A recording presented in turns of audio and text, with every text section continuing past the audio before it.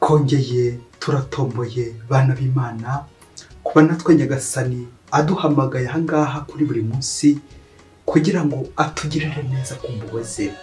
Ku izina ry'Imana Data na Mwana na Roho Mutagatifu, amen. Amahoro bana b'Imana, nimuhumure, Imana iradukunda, ije kutugira neza kuri iki cyumweru cya 25 by'umweru bisanzwe umwaka wa liturujia A, tariki 24 Nzeri 2023. Ngaya amasomo yuzuye ubutabera bw'Imana, nawe ube hafi kugira ngo niba hari aho wararenganye, Nyagasani aje gukurengera akoresheje ubutabera bwe. Isomo rya mbere ni ryo mu gitabo cy'umuhanuzi Izayi, umutwe wa 55 umurongo wa 6 kugeza ku wa 9. Nimushakashaka Uhoraho igihe agishobora kubonwa, nimumwiyambaze igihe akiri hafi. Umugome nareke inzira ye, n'umugiranabi areke ibitekerezo bye. Nagarukira Uhoraho azamwereka impuhwe ze, ahindukirire Imana ikenutse ku mbabazi. Kandi ni koko ibitekerezo byanyu sibyo byanjye, n'inzira zanjye sizo zanyu, uwo n'Uhoraho ubivuze. Nk'uko ijuru ryisumbuye cyane ku isi, nako inzira zanjye zisumbuye kurenza izanyu, n'ibitekerezo byanjye bigasumba ibyanyu. Iryo ni ijambo ry'Imana. Zaburi ni 145. Uhoraho aba hafi y'abamwiyambaza. Buri munsi nzagusingiza, nogeze izina ryawe iteka ryose. Uhoraho ni igihangange, akaba rwose akwiriye gusingizwa, ubwamamare bwe ntibugereranywa. Uhoraho ni umunyampuhwe n'umunyaneza, atinda kurakara kandi akagira urugwiro. Uhoraho agirira bose ibambe, maze imbabazi ze zigasakara ku biremwa bye byose. Uhoraho ni umunyabutungane mu nzira ze zose, akarangwa n'urukundo mu bikorwa bye byose. Uhoraho aba hafi y'abamwiyambaza, hafi y'abamwiyambaza babikuye ku mutima. Uhoraho aba hafi y'abamwiyambaza. Isomo rya kabiri ni ryo mu raporo mutagatifu yandikiye Abanyafilipi, umutwe wa mbere umurongo wa 20 kugeza ku 24 n'uwa 27. Bavandimwe, nzahesha Kristo ikuzo nta mususu, haba mu bugingo bwanjye, haba mu rupfu rwanjye. Koko rero Kristo niyo bugingo bwanjye, ndetse gupfa byambera urwunguko. Niba ariko gukomeza kuba muri umubiri byatuma nkora umurimo w'ingirakamaro, simbona icyo nahitamo. Ndagirijwe impande zombi, nifuza kwigendera ngo mbane na Kristo, kuko ari byo birushijeho kuba byiza. Ariko gukomeza kubaho muri uwo mubiri nicyo mukeneye. Nyamara rero nimukore ibikwiranye n'inkuru nziza ya Kristo. Iryo ni ijambo ry'Imana. Nyagasani Yesu nabane namwe. Amagambo mu ivaji ntagatifu ko yanditswe na Matayo, umutwe wa 20 umurongo wa 1 kugeza ku wa 16. Muri icyo gihe Yesu aca uyu mugani agira ati, ingoma y'ijuru imeze nka nyir'umurima wazindutse mu museke kugira ngo ararike abamukorera mu muzabibu. Amaze gusezerana n'abakozi idenari imwe ku munsi, abohereza mu mizabibu ye. Ngo asohokemo ku isaha ya 3, abona abandi bandagaye ku kibuga. Arababwira ati, namwe nimujye mu mizabibu yanjye, ndibubahe igihembo gikwiye. Maze bajyayo. Yongera gusohoka agana ku isaha ya 6, n'agana ku isaha ya 9, abigenza kwa kundi. Yongera kugenda ku isaha ya 11, abona n'abandi bahagaze, arababwira ati, niki gituma mwahagaze ahangaho umunsi wose ntacyo mukora? Baramusubiza bati, nuko naho turaritse. Arababwira ati, namwe nimujye mu mizabibu yanjye. Bugorobye nyir'umuzabibu abwira umuhingisha ati, hamagara abakozi ubahe igihembo cyabo, uhereye ku baje nyuma uheruke abaje mbere. Nuko rero bo ku isaha ya 11 baraza, maze buri muntu ahabwa idenari. Abambere baza batekereza ko bari burengerezweho, n'abariko buri muntu ahabwa idenari imwe. Bayakira binubira nyir'umurima bati, abaje nyuma bakoze isaha imwe gusa, ubagiriye nkato twanganye n'umunsi wose n'izuba. We rero asubiza umwe muri bo ati, mugenzi wanjye, ntacyo ngurenganyijeho, si idenari imwe twasezeranye? Fata ikiri cyawe maze wigendere. Nge shatse guha uwaje nyuma nk'icyo nguhaye, sinshobora se kugenza uko nshaka mu byanjye? Cyangwa se undebye nabi kuko ngize neza? Nguko abanyuma bazaba ba mbere, n'abambere bakazaba abanyuma. Iyo ni ivanjiri ntagatifu, nguko uko abanyuma bazaba abambere n'abambere bakazaba abanyuma. Amen, amen, amen. Bakristo bavandimwe, Yezu Kristo akuzwe. Aha tugeze ni kuri buri munsi. Nyagasani yaduhamagaye ashaka kudutuma ubutumwa bwa Nyagasani bwakire, maze koko wemere kumutumikira aho gutuma hose, ujyeyo udaseta ibirenge. Umunsi umwe ngo mu ruganda rumwe, ngo abakozi bakoreraga shebuja bakamukora bishimye, akabahemba bakanyurwa bakishima. Buri wese kuko agakora ashishikaye kuko ari yiteze koko igihembo cye. Ariko nta n'umwe muri abo bakozi wari uzi umushahara buri wese akorera. Nuko rero igihe kimwe kiza kugera ngo uwari ushinzwe abakozi agira amatsiko yo kureba abakoresha muri urwo ruganda umushahara bahembwa ugereranyije ndetse n'uwo nawe ahembwa. Amaze kureba kuri liste dope, abona ibintu bitunguranye, nawe igiye kugutungura. Asanga we ahembwa amadolari 100, mu gihe umwe mu bakozi akoresha acunga we amukuba inshuro 10. Bishatse kuvuga ko ahembwa amadolari 1000. Wajera ararakara, wa unushinzwe abakozi ararakara bikomeye cyane, yibaza ibibazo bikomeye cyane. Nuko rero ngo afata icyemezo cyuko agiye kwigendera agasezera ku kazi, kuko abona ko ari akarengane. Kuki boss agira abatonesha? Kuki boss yatonesheje uriya kandi kuko ntacyo amurusha ari no mushinzwe? Nuko rero ngo aragenda ajya kwa boss, agiye kumusezera, maze ngo aramubwira ati, ariko kuki wandenganyije utya? Umwaka wose urashize ngukorera umpemba kuriya, na mugenzi wanjye ukamuhemba ibirenze ibyanjye inshuro 10 zose. Uriya ndusha amashuri, uriya nkoresha niwe ko kundutisha, ukamuha umushahara urenze kurenza uwanjye. Ubu rero nanje kugusezera kuko umwaka wose umaze undenganya, kandi koko mugenzi wanjye we ukamuhemba ibirenze, kandi ari byo umushinzwe, ari byo umukoresha. Koko urumva ukuntu wandenganyije? Ngaho nawe tekereza, uri patron, uri boss, wararenganyije umukozi wawe bigeze aha ngaha. Nuko ngo boss aragenda ajya muri tiroir, akuramo urupapuro, aramubwira ati, banza usome uru rupapuro, nurangiza kurusoma ujya wabona kwigendera. Nuko ngo wa mukozi ngo ari ruvumbuye asoma rwa rupapuro. Asomye kuri rwa rupapuro asanga umugenzi uhembwa amadolari 1000 ku kwezi, arebye inshingano afite, ati uyu nguyu afite orphelin, yita ku bana, afite abana 300 yitaho, akabagaburira akabahira amashuri, afite abana benshi cyane agerihira amashuri, afite ikigo cyazamayibo yakusanyije akabitaho. Akomeza kugenda asoma ibyaho ndashinzwe uhembwa amadolari 1000 kugeza n'igihe atabirangirije.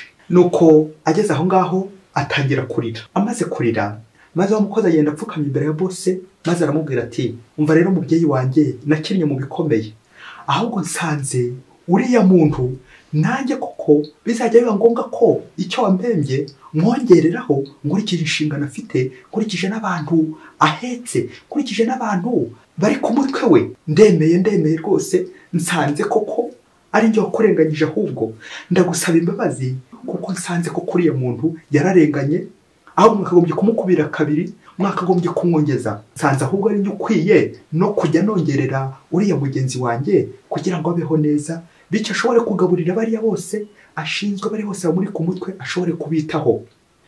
Bakristo bavandimwe, Yezu Kristo akuzwe. Aha Imana iduhemba ikurikije inshingano dufite, abo duhetse, abo dufite, aba turi ku mutwe. Amen, amen, amen. Nguko mwababyeyi mwe, burya ikitwica Imana iduha byose, kandi buri wese gashaka ko yanyurwa, yamererwa neza. Indwara turwaye nuko akenshi nifuza kugera kuri mugenzi wanjye nkagera aho yageze.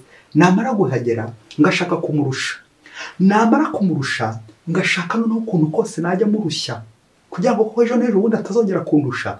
Ngo kuko tubayeho, iyo narebye ku by'abandi birangira koko ntangiye kurarikira, ngashaka kurarikira uko ntarindiho. Amasomo y'Imana dutegurira aryoshye cyane, ubwo agiye kudufasha kuzirikana ko umugenzi wa gipfura witwa kunyurwa. Iyo umuntu yifitemo kunyurwa, areba ku by'abandi ariko ntabirarikire, ahubwo akifuza ko yarushaho kubigira neza, nawe yarushaho gutera imbere, ariko nanone agateza n'abandi imbere. Iyo udafite umugenzi wo kunyurwa, akenshi urararikira ugashaka ibya mirenge ariko nyamara wasanga atari byo bikwiye. Imana buri gihe idushakira igikwiye. Turaza kubona ko muri aya masomo haza kuba harimo ikibazo ndetse n'igisubizo. Ikibazo cyitwa akarengane k'umuntu, igihe umuntu abona nkaho Imana yamugenzi aho yamurenganyije bose, ati mucyo wandenganyije ukajya umpemba 1/10 cyuriya mukozi utarize, cyuriya mukozi utandusha, cyuriya ncunga. Ako ni akarengane. Ariko hirya y'ako karengane ku ruhande rundi hakaza icyo bita igisubizo cyitwa ubutabera bw'Imana. Ubutabera ni iki? Ubutabera ngo nuguha umuntu icyo umugomba nawe akaguha icyo akugomba, ngo ubwo ubutabera. Akenshi rero dukunze kubona nka Imana turenganyije, tukaboroga, tugacura imiborogo, tukarira, tukivufata, tukivumbura, tukijujuta. Ariko icyakubwira ko Imana byose ibikora ari twigirira kugira ngo tumererwe neza, kuko ubutabera bw'Imana no gushaka ko abantu bamererwa neza. C'est pour rendre les hommes heureux, no kugira ngo abantu bahirwe bagire ubuzima bwiza bamererwa neza. Kandi Imana ikunda abantu bose. Aho gaho rero niho dutsindirwa, tukumva ko Imana koko yaturenganyije igihe tutageze aho twifuzaga. Nyamara se aho kugira ngo ngeraho nifuza, aho kugira ngo ngeraho Imana nifuza, nahita mwiki? Ibaze nanjye nibaze. Kutanyurwa bituma koko tutabona ihirwe, ingomorano y'ijuru. Icyumweru kizarangire uri kunyurwa, ugizwe n'ukuri kumwe n'Imana, kuko umuntu wese uri kumwe n'Imana aranyurwa. Mubyeyi, nusangiye indwara nawe uyirwaye yo kurarikira iby'abandi, yo gutanyurwa n'ukuri, yo gutanyurwa n'ibyo ufite, ukagenda usabira ishyari ngiryo rirakwishe, umujinya, kubikira abandi inzika n'ibindi byinshi cyane bibi bigusabitse umutima. Ibyo byose nawe uzi kubihambura kugira ngo unyurwe n'uburanga bw'Imana, unyurwe no kureba Imana, bityo urekere Imana umwanya wayo w'ubutabera, kuko Imana ariyo ntabera. Mu isomo rya mbere twumvise umuhanuzi Izayi ahumuriza umuryango w'Imana, ariko akawizeza uburyo kuko Imana iwuri hafi. Hari igihe duhura n'ibibazo, ibyago, agahinda, ibitoteza, uburwayi, tukagira ngo Imana iri kure yaradutereranye. Nyamara uyu munsi Imana iraduhumuriza, itwereke ko ibitekerezo byacu ntabwo birusha iby'Imana, kuko twebwe turi ibiremwa imbere y'umuremyi Imana. Nta mpamvu imigambi y'Imana koko iza koko idutunguye, kuko twebwe hari aho tudashobora gushyika cyangwa dushyikire. Imana yagize iti, ibitekerezo byanjye si byo byanyu, n'inzira zanjye si zo zanyu. Amen, amen, amen. Iyaba nari nzi ko umugambi w'Imana ari ukugira ngo ugirire neza, nagombye kwicisha bugufi nanjye nkaba nasaba imbabazi nk'uriya mukozi warushinzwe abandi, amaze nawe kwibonera ko ahubwo ari we uri kurenganya, kubera ko ari we unahembwa menshi noneho, kuko afite inshingano nkeya. Nanjye nagombye kwirinda ubuvunyi bw'Imana, nkishyiramo ko Imana nk'umuririmbyi wa Zaburi uzirikana ko Imana ari nyampuhwe. Imana igira neza ibyo ikoze byose kubera impuhwe zayo, kuko uhoraho aba hafi y'abamwiyambaza. Amen. Na Paulo mutagatifu mu isomo rya kabiri aradukangura gukora ugushaka kw'Imana aho gukora ugushaka kwacu, kuko akenshi ikitwishe ni ugushaka gusohora ibindimo gusa, ariko ngafunga amatwi igihe Imana igiye kumbwira. Nabyo Paulo mutagatifu asoza agira ati, nyamara rero nimukore ibikwiranye n'inkuru nziza ya Kristo. Amen. Iyo nashoboye gukora igikwiye, burya icyo Imana ishaka, burya Imana ifite ibintu byinshi kandi ikagabira bose, ariko uzirikane ko ubutabera bw'Imana ari ugutanga igikwiye. Nawe rero ukagombye guharanira kujya buri gihe ukora ugushaka kw'Imana. Igikwiye ni uko Imana ishaka. Ubuzima bwanjye n'ubwawe kwabagaho uko Imana ishaka, aho kubaho uko njyewe nshaka cyangwa uko wowe ushaka. Uyu munsi Evanjiri y'uyu munsi iraryoshye cyane, ubwo koko igiye kutwereka koko ubutabera bw'Imana uburyo butandukanye n'ubw'abantu, kuko Imana yo ntireba igihagararo, ntireba imisusire, ntireba uko wazindutse, ntireba igihe waziye, kuko ibintu nosiyo y'amasaha ku Mana ntabwo ari ngombwa, kuko Imana ku isogonda imwe ishobora kugukiza kimwe n'uwamaze isaha n'uwamaze imyaka, bose kandi ikabareba kimwe. Imana niya bose, iyo icyayo igendera ku mpuhwe zayo. Ubwo Evanjiri itwereka igihembo gikwiye Imana izaduhemba. Mu byiciro bitanu byose nyir'umurima ararika abaza kumukorera, mu museke, 3:00, 6:00, 9:00 na 11:00, abo bose koko ngo baze kumukorera. Evanjiri nanone yitwa ouvrier de la 11e heure, abakozi bo ku isaha ya 11, babandi nyine ba nyuma bashobora kuzadutanga mu bwami bw'ijuru. Ibyiciro bitanu biratwerekeza nanone ku masomo twakura muri Evanjiri, twabyinira mu masomo nk'atanu. Icya mbere ni uko umuzabibu ushushanya umuryango w'Imana, aho umuryango w'Imana ugomba kujya mu nzu y'Imana ukishima.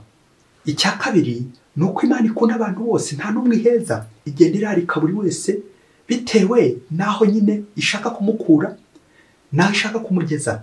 Icya gatatu ni uko Imana mu kujya guhemba igendera ku mpuhwe zayo, ntabwo icunga ngo uri muremure uri mugufi, ntabwo icunga ngo uri umuzungu uri umwirabura, ntabwo Imana ibigendera, ahubwo igendera ku mpuhwe zayo. Icya kane twazirikana muri Evanjiri ni uko Yesu Kristo yashakaga kubwira abafarisayo n'abigishamategeko b'Abayahudi, bo birata bibwira ko batowe, bari umuryango w'abatowe, umuryango w'Imana, nuko rero bakikora ibyo bashatse, bakarambirwa bakananirwa. Ariko abasoresha n'indaya baza ku minota ya nyuma bagahita bahinduka, bagasanga Yesu akabakiza, bityo abanyamahanga koko bakazabatanga mu ngoma y'ijuru. Icya gatanu umugani twigisha nkatwe abakristo ni uko waba warabatijwe kera, waba warabatijwe ubu ngubu, ko twese turabagarukira Imana. Amasegonda abiri Yesu ashobora kunkiza ku minota ya nyuma, kimwe nuko nawe yagukiza. Twese tuzigamiye iki? Igihembo cy'ijuru tugomba gukorera, kuko nicyo gihembo kiruta ibindi byose. Rero ahasigaye muvandimwe ni ugukora, ugakora igihe cyose, buri kanya ukaba uri gukora neza, kuko utazi igihe Nyagasani azagarukira kugira ngo aze kugira gute, aze kuguhemba. Yesu ashobora kuza mu museke, akaza mu bunyoni, Yesu ashobora kuza ku manywa, Yesu ashobora kuza saa 9 na saa 6, Yesu ashobora no kuza saa 9 ku mpuhwe z'Imana, Yesu ashobora no kuza ku mugoroba nijoro saa 11. Icy'ingenzi ni uko uzaba witeguye kumwakira.